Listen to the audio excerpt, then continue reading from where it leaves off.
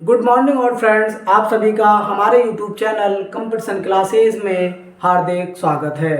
मैं सोहेल चौधरी आज आपको पढ़ाऊंगा देश के एक ऐसे व्यक्ति के बारे में जिसको याद करके हमारा फक्र से सीना चौड़ा हो जाता है। उस व्यक्ति की हम बात कर रहे हैं, उस व्यक्ति का नाम है शहीद भगत सिंह। हम भगत सिंह की बात कर रहे हैं जिसने अपने देश के लिए अपनी जान को न्यौछावर कर दिया और बताया कि आज़ादी हमारा हक है और हम उसे छीन कर रहेंगे। आप प्यार से दीजिए, हम छीन लेंगे। ऐसे नारों से भगत सिंह ने अपनी ज़िंदगी में बहुत सारे उतार चढ़ाव देखे और फिर बहुत कम उम्र में देश के लिए अपनी जान को न्यौछावर कर दिया। फांसी के फंदे पर लटक गए भगत सिंह। तो उनके जीवन परिचय के बारे में बात करते हैं कि कहाँ इनका जन्म हुआ, कहाँ से ये निकले, कहाँ पढ़ाई की और कितनी उम्र में इन्होंने देश को अपनी बलिदान दे दिया। भगत सिंह जैसे महान पुरुषों को याद करना चाहिए, दिलों में संजो के रखना चाहिए, क्योंकि इन जैसे लोगों ने ही हमारे देश के लिए लड़ाइयाँ लड़ी, अपनी जान न्यौछावर की और इसकी बदौलत आज हम जो है खुली सांस ले पा रहे हैं, अच्छे से पढ़ पा रहे हैं, किसी भी स्कूल में जा सकते हैं, किसी भी यूनिवर्सिटी में जा सकते हैं और आज हमें पढ़ाई करने का अवसर मिला है। तो ऐसे ही आज़ादी नहीं मिल गई आसानी से, बहुत सारी जाने गए हैं तब हमें आज़ादी मिली। तो हम बात कर रहे हैं शहीद भगत सिंह की। और शहीद भगत सिंह का जन्म 28 सितंबर 1907 को गांव बंगा में ज़िला लायलपुर लाहौर पाकिस्तान में होता है।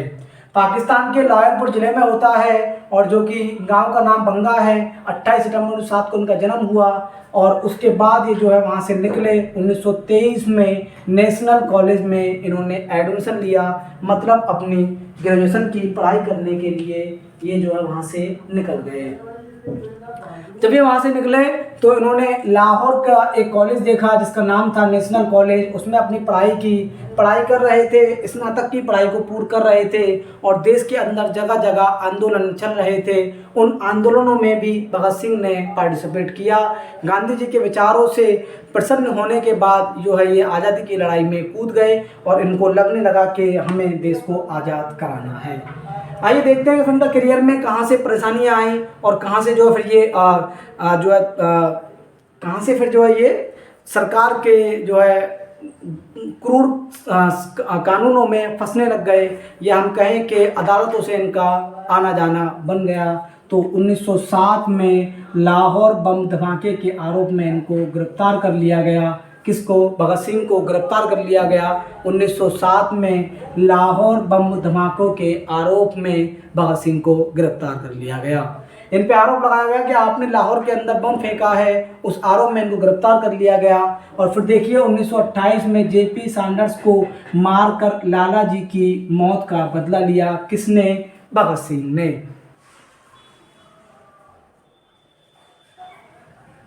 ये 1927 है मेरे भाई, 1927 1907 में तो उनका जन्म हुआ है। 1927 में इन्होंने लाहौर बम धमाके में इनको आरोपी बनाया गया। और फिर बात करें 1928 में जेपी सैंडर्स को इन्होंने मार दिया, क्योंकि जेपी सैंडर्स ने ही जो है लाला जी को लाठी चार्ज करने का ऑर्डर दिया। उन पर लाठी चार्ज की गई और इतनी लाठियाँ मारी गई कि लाला लाजपत राय की मौत हो गई। जब लाला लाजपत राय की मौत हो गई तो उसका बदला लेने के लिए भगत सिंह ने जेपी सैंडर्स को मार डाला। क्लियर है बात? और उसके बाद क्या होता है? 1928 के बाद 1929 में बटुकेश्वर दत्त के साथ सेंट्रल लेजिस्लेटिव असेंबली में बम फेंका गया। मतलब आसन में आपसे कहूँ तो 1929 में बटुकेश्वर दत्त और भगत सिंह ने दोनों ने मिलकर लेजिस्लेटिव असेंबली में बम फेंका। और उनका बम फेंकने का उद्देश्य ये नहीं था कि वहाँ किसी को मारना हो। उनका बम फेंकने का उद्देश्य इतना सा था कि हम आपको ये बताना चाह रहे हैं कि हम आपसे कमज़ोर नहीं है। अंग्रेजों, हम आपको ये बताना चाह रहे हैं कि हर मामले में हम सक्षम हैं, हम आपसे लड़ भी सकते हैं। अगर हम हथियार का यूज़ नहीं कर रहे हैं, बम धमाकों का यूज़ नहीं कर रहे हैं, तो इसका मतलब ये नहीं है कि इंडियंस कुछ भी नहीं जानते। बात समझ में आ रही है? तो भगत सिंह ने जहां बम फेंका उस असेंबली में, लेजिस्लेटिव असेंबली में जब मीटिंग चल रही थी, तो वहां पर बम फेंका और बम फेंकने का उद्देश्य इतना सा था कि हम बताना चाहते थे कि हम आपसे कमज़ोर नहीं है। उसके आरोप में ही जो है उसके आरोप में 7 अक्टूबर 1930 को 30 पेज के एक फैसले के तहत इनको फांसी की सज़ा सुनाई जाती है भगत सिंह को। किस केस में? जेपी सैंडर्स को मारने के केस में भगत सिंह को 7 अक्टूबर 1930 को 300 पेज की एक रिपोर्ट में इनको जो है फांसी की सज़ा सुनाई जाती है और यहाँ से फिर जो है इनको कैदी बना लिया जाता है, जेल में डाल। और फिर फांसी कब दी गई तो हम देखते हैं 27 मार्च 1931 को शाम 7:30 बजे भगत सिंह और राजगुरु सुखदेव को फांसी दे दी गई। 3 लोगों को फांसी दी गई, भगत सिंह, सुखदेव, राजगुरु, तीनों लोगों को फांसी की सज़ा दे दी गई 7:30 बजे, जो कि इनका फांसी का टाइम अगले दिन 28 मार्च 1931 को सुबह का था। क्योंकि पब्लिक इतनी ज़्यादा इकट्ठी वहाँ हो गई थी, लाहौर की जेल में इनको फांसी दी गई तो लाहौर को चारों तरफ से घेर लिया गया था। न जाने कहाँ कहाँ से दूर दराज से लोग भगत सिंह के फेवर में या भगत सिंह की याद में या भगत सिंह को अपना मसीहा मानकर उनके नेतृत्व के लिए सब लोग इकट्ठे हो गए। वहाँ की जेल को घेर लिया गया चारों तरफ से। अंग्रेज़ों को डर लगा और अंग्रेज़ों के आदेश आने के बाद अंग्रेज़ों ने फांसी एक दिन पहले ही दे दी तीनों को। इसके बाद देखते हैं 116 दिन भूख हड़ताल पर रहे थे भगत सिंह जेल के अंदर, क्योंकि इनको जो खाना दिया जाता था सड़ा गला बेकार खाना दिया जाता, ऐसा खाना दिया जाता था जिसको चूहे खाते थे, मुंह से, जिसे हम कहते हैं चूहा मुंह से खाया करते थे, मुंह से वहीं घूम रहे हैं। गंदा संदा बेहुदा खाना इनको दिया जाता था। जेल के अंदर सभी कैदियों को इसी बात का विरोध किया भगत सिंह ने और विरोध करने के बाद जो इनके सहपाठी थे, इनके मित्र थे, सभी लोगों ने विरोध किया और 116 दिन तक भूख हड़ताल पर रहे। अपने मुंह से एक अंक का दाना भी नहीं निकला। तो ये इनकी बड़ी घटना रही वहाँ देखने को मिली। और मार्च 1926 में नौजवान भारत सभा का गठन किया या नींव रखी भगत सिंह ने। एक सभा बनाई और जितने भी नौजवान लोग थे सबको मिलाया। और एक बात ये भी ज़रूरी है कि तब तक किसी भी चीज़ में नौजवानों का साथ नहीं होगा या नौजवान देश की आज़ादी के लिए नहीं लड़ेंगे तो फिर देश को आज़ाद करा पाना बेहद मुश्किल है।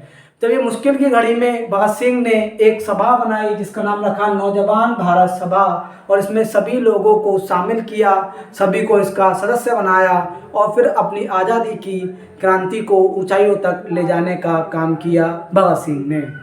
इसको हम देखते हैं, क्रांतिकारियों ने वहाँ बम फेंका था उस असेंबली में, लेजिस्लेटिव असेंबली में जो बम फेंका था तो खाली जगह थी, जिस जगह फेंका गया वो जगह कैसी थी? खाली जगह थी और दोनों असेंबली में ही रहे, भागे नहीं और इंकलाब जिंदाबाद के नारों के साथ गिरफ्तार हुए। इंकलाब जिंदाबाद का मतलब है क्रांति अमर रहे, क्रांति जिंदा रहे। हम जो तुम्हारे खिलाफ अगेंस्ट में हैं हम रहेंगे और इंकलाब जिंदाबाद का नारा भगत सिंह ने दिया और इस नारे को जो लिखा है हसरत मोहानी ने लिखा है।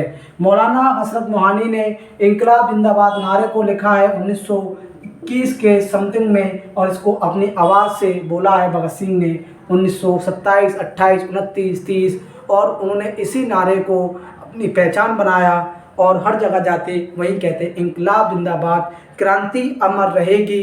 चाहे क्रांति को करने वाले बेशक मर जाएं लेकिन उनके विचार जिंदा रहेंगे और उनके विचारों से बहुत सारे लोग उस क्रांति में शामिल होंगे। उसको हम देखते हैं, इनका एक कथन है, भगत सिंह ने एक कथन लिखा है, बेहद अच्छा इनका स्टेटमेंट है या इनकी एक बात है। वो बात ये है कि ज़िंदगी तो अपने दम पर ही जी जाती है, दूसरों के कंधों पर तो सिर्फ जनाजे उठाए जाते हैं। भगत सिंह ने यह बात कही अंग्रेज़ों के अत्याचार से जो है जब इनका माइंड भरने लगा, इनको लगा कि ज़्यादा अत्याचार कर रहे हैं और हम लोग इनके अत्याचार को सहन कर रहे हैं, तो इन्होंने ये नारा दिया कि ज़िंदगी तो अपने दम पर ही जी जाती है, दूसरों के कंधों पर तो सिर्फ जनाजे उठाए जाते हैं। आपको अपनी ज़िंदगी जीनी है, आप उठिए, खड़े होइए, लड़िए, मरिए, मारिए, अपनी ज़िंदगी को अपने तरीके से जिए। अगर आप ज़िंदगी अपने तरीके से नहीं जी पा रहे हैं तो दूसरों की तरह से जीने से कोई फ़ायदा नहीं है। अंग्रेजों ने कोई रूल्स बनाया, आप उसको मान रहे हैं, आप उसके अनिष्ट में नहीं जा रहे, तो दूसरों के कंधों पर तो सिर्फ जनाजे उठाए जाते हैं। जिंदगी तो अपने दम पर जी जाती है, भगत सिंह का ये कथन था। मुझे उम्मीद है कि भगत सिंह की आपको बायोग्राफी समझ में आ गई होगी। इनके जन्म से लेकर इनकी पढ़ाई तक की बात, बम फेंकने तक की बात हमने शॉर्ट वीडियो में समझाने की कोशिश की है और हम उम्मीद करते हैं कि आपके समझ में आ गई होगी। एक दिन भगत सिंह की पूरी बायोग्राफी लेकर आएंगे और बताएंगे कि इन्होंने क्या क्या किया। और भगत सिंह को पाकिस्तान में भी बहुत सम्मान के साथ याद किया जाता है और उनके जन्मदिन को और जिस दिन उनको फांसी दी गई, दोनों दिनों को बहुत अच्छे से मनाया जाता है, याद किया जाता है। क्लियर है बात? तो यहाँ तक आपको समझ में आ गई होगी। ये देश के ऐसे हीरो हैं, ये हकीकत में हीरो हैं, नेशनल हीरो हैं, जिन्होंने अपनी जिस उम्र में लोग गर्लफ्रेंड बना रहे होते हैं उस उम्र में उन्होंने कहा कि मेरी तो दुल्हन ही मेरा देश है, मुझे इसके लिए ही मरना है, इसके लिए ही जीना है। जिस टाइम पर लोग पार्कों में लड़कियों के साथ घूम रहे होते हैं उस टाइम पर तो ये सभा बना के फिर रहे हैं, नौजवान भारत सभा, कि हमें देश के लिए मरना है, जीना है, देश को आज़ाद कराना है। तो ये एक सोच है, ये एक अच्छे आइडियोलॉजी के धनी थे और आज इनको सम्मान के साथ याद किया जाता है और याद किया जाना भी चाहिए।